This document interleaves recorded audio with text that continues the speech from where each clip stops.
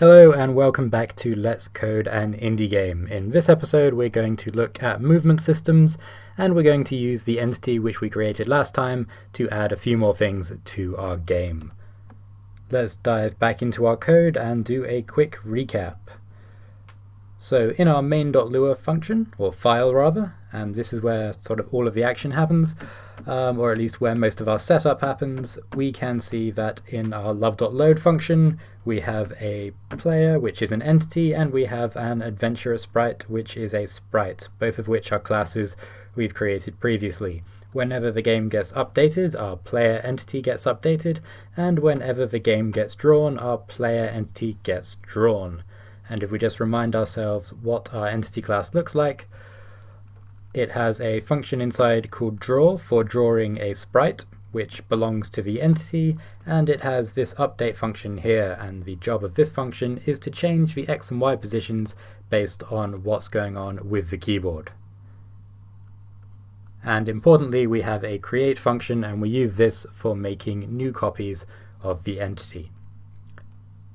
So let's go ahead and use that function now.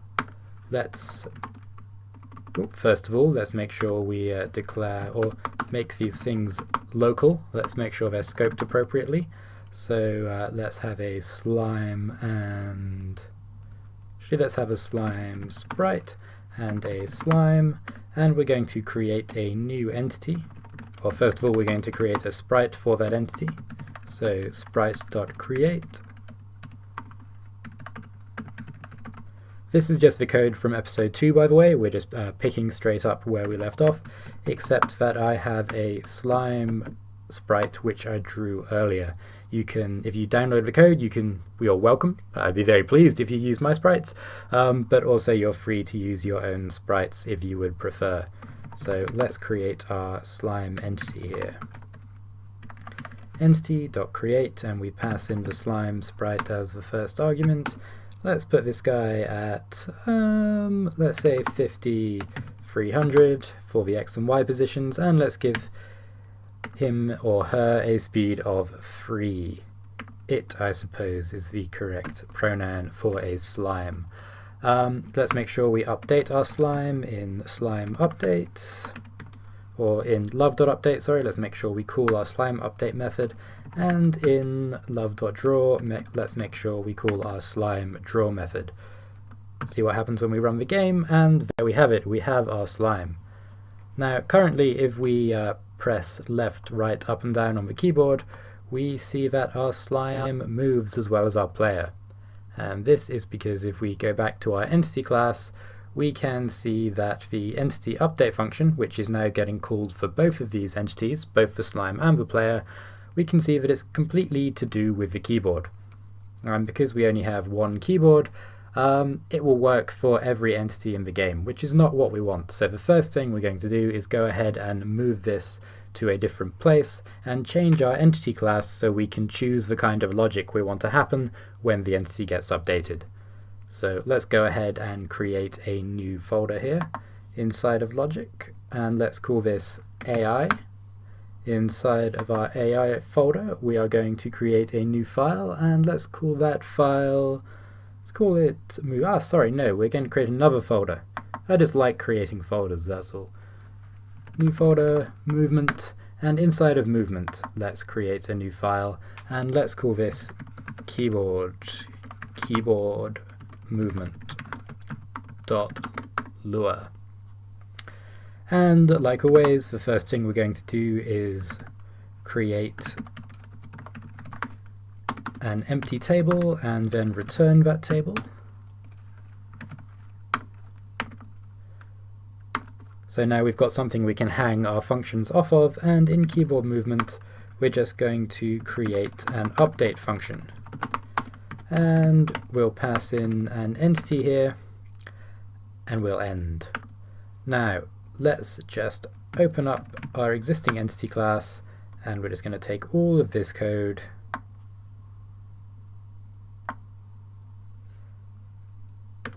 and move it into keyboard movement.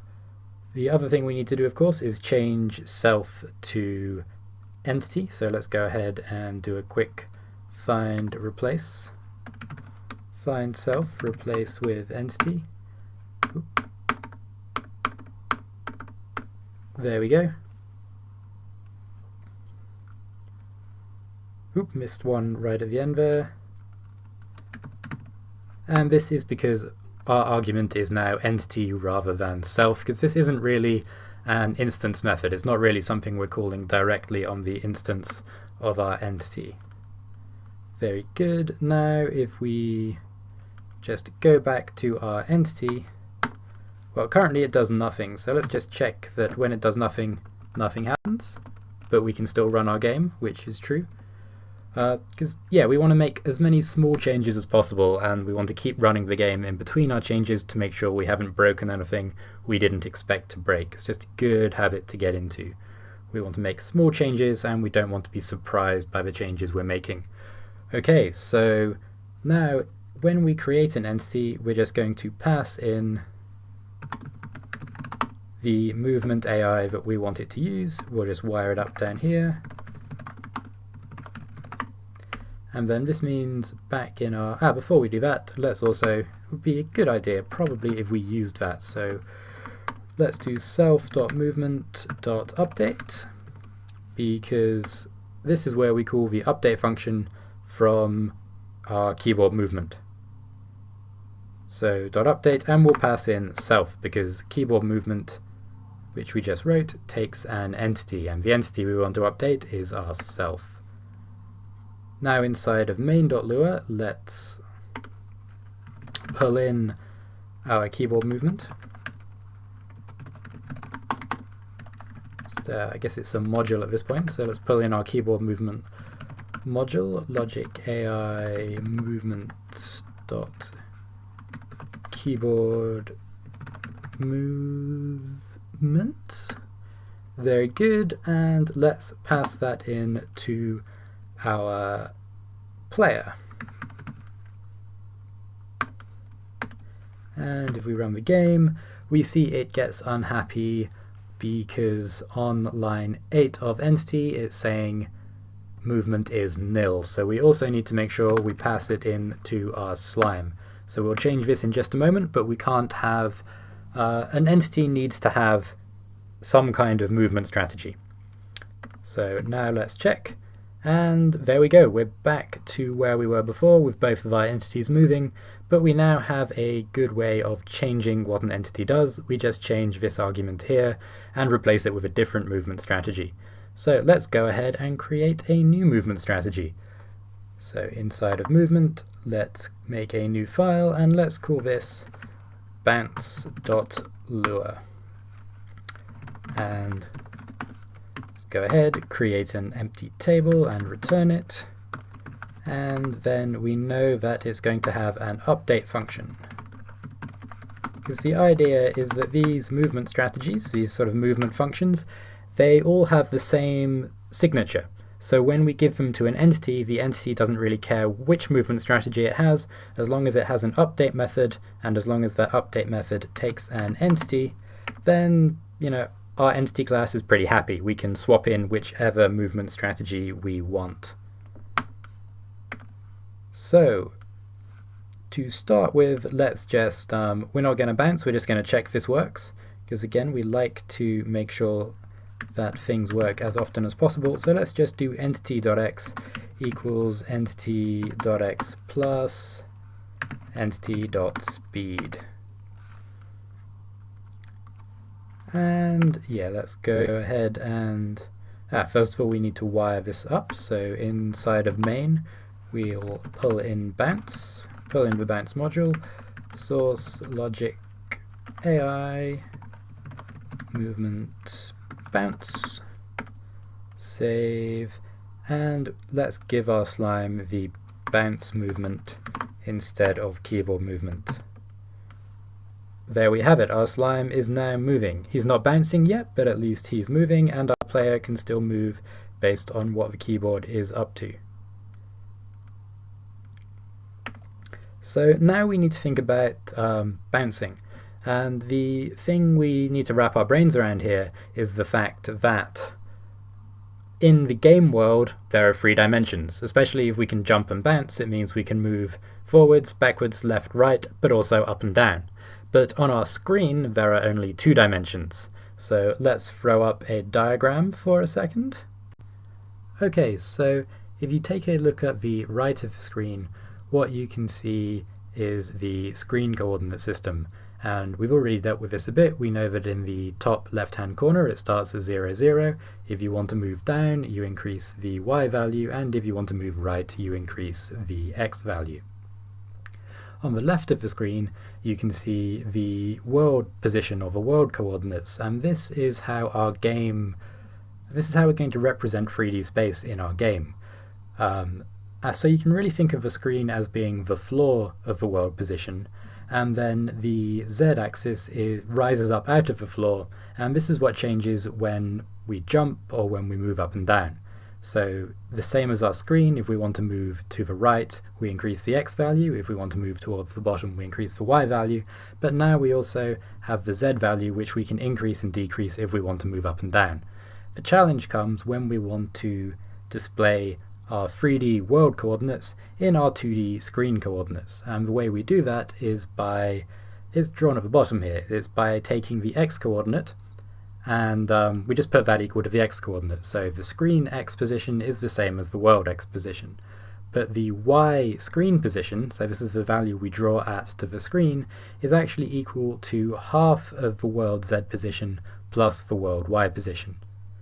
Now, that may sound a bit complicated and mathsy to start with, but it's much simpler when we actually see it in action. So let's move on and actually write some code. First thing we need to do is introduce the idea of screen coordinates as well as world coordinates. And of course introduce a z coordinate if we want to move up and down. So let's go ahead and add a new argument to our entity for z. And let's make sure we just set the z property here as well.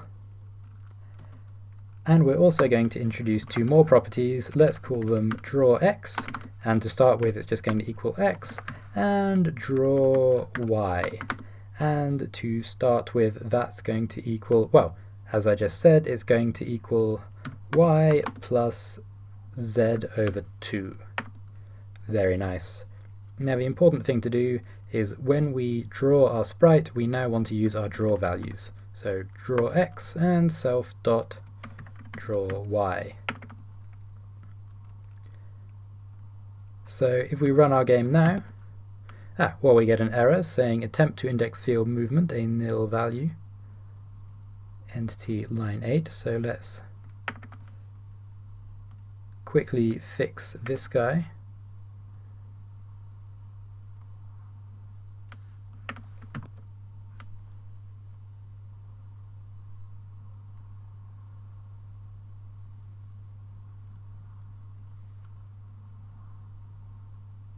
Oh, of course, we need to use our x, y, and z values in main. So let's just set our z value to 0. So that was complaining because I changed the signature of the creation methods and I didn't pass anything in. But there we go, we got to see a problem and we got to learn a bit about fixing it as well. All good. So x, y, and z. So let's just... sorry, that should be there. That should be... So x is 50, y is 300, and z is 0, speed is still 3, and movement is bounce. And let's just fix up that one. There we go. So let's say that z equals 0 is standing on the floor. If z is bigger than 0, then our entities are going to be in the air somewhere, and if z is less than 0, then our entities are going to be under the floor or trapped in the floor. Cool, now let's give that a go. And we can see that though I'm pressing the keys, our player is not moving, and actually neither is our slime, which should just be sliding towards the right there. And this is because we need to make sure our screen values are linked to our instance values, and we're going to do that in our update method.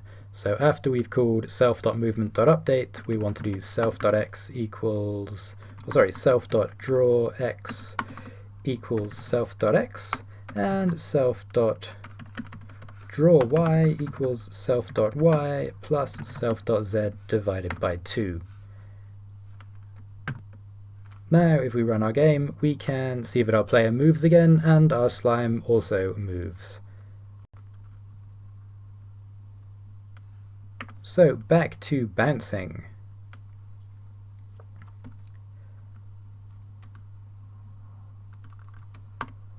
So the first thing, and probably the most obvious thing to do, is just to say the z value of our entity is going to equal the z value of our entity plus, let's just use speed because we know we have speed.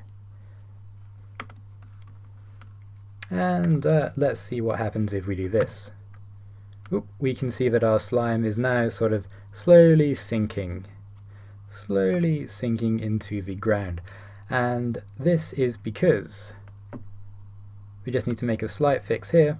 We actually want to do self.drawY minus self.z. And we need to remember to do that in 2 places at the moment. So if I just throw up the RAM for a second, we can see why. If we look at our screen positions, we know that the top left-hand corner is 0, 0. So if we want to move upwards in the y direction on the screen, we need to make the y direction smaller, not bigger. So now if we run, we see our slime is now levitating. He can fly. But that's still not, levitation is not bouncing. So let's think a bit more about this. So what we can do is we need some conditional logic, obviously. What we want to do is increase our z value if our slime is on the ground, but as soon as he gets to a certain height, we want that value to come back down again. So he's bouncing up and down. So let's say, and we're going to do this by storing a value on the entity to start with. Eventually we might pull it out because it's kind of messy to just randomly attach things to entities, but for now it's a good, it works for now because we're only doing it in a few places. So what we'll do is say if entity dot bounce direction, or actually if not entity bounce direction, then we're going to create a bounce direction for our entity. And we're going to use this to store the direction we're bouncing in. So let's just say 1 to start with. And we'll say 1 is up and -1 is down. So if this property doesn't exist, we just make sure it exists and it's set to 1. Then when we increase our z value, we make sure we time speed by the bounce direction. So if all has gone well, nothing should change. And indeed, nothing has changed. Moving on. So now, let's put in some more logic and say if entity.z is greater than, let's say 50 to start with, then bounce direction should probably, that's high enough, dude. You got to come down. You got to come down now. So we're going to say bounce direction, entity.bounce direction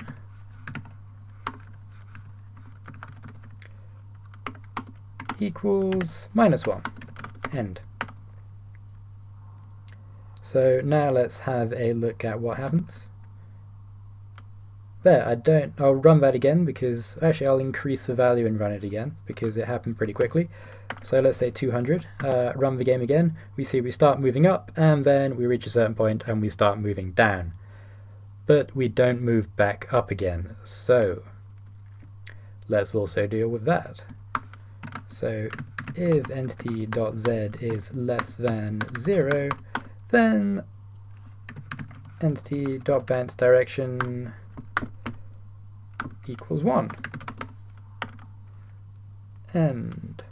And let's run the game now, and we see that we go up, and we go down, and we go up, and we go down. And we actually start to bounce. But, that's all well and good. Feels like it could be a bit faster, so let's just times everything by 2, and there we go. That's a bit more bouncy. Sweet. So we can still move our player around, and we can obviously have our slime entity doing something completely different. And I guess maybe it isn't apparent yet, but the cool thing about this is our slime isn't actually moving in terms of his X and Y location, he's only moving in terms of his Z location. And this will be very useful later on when we want to do things like collision checks or anything like that, because it will make it much easier to work out where something is. That's why we're not just adding and subtracting from the Y value in this bounce method. And we can also start to see the advantages of keeping our code nice and modular. For instance, if we go into the player entity and add in bounce and run the game, we see that our player and our slime also bounce. They bounce at different speeds because they have different speeds. But yeah, we're starting to reuse code.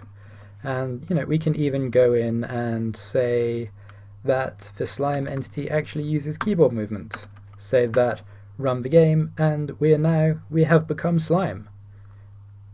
The world is entirely inverted. Excellent. Thank you very much. I hope you enjoyed this episode. I'm going to stop here because I think that's a lot to take in. I've certainly made a few mistakes when recording this. So, have a think. Try and get your brain around this, and, please come back for episode 4. Alternately, you might be a genius or just smarter than me, which is very probable, in which case, this episode was very easy. But if that's the case, you're ready for the next one. Either way, hope you're enjoying it. If you'd like to see anything different, then, please leave a comment, send me a message. As always, likes and subs very much appreciated. Thank you very much, and good evening.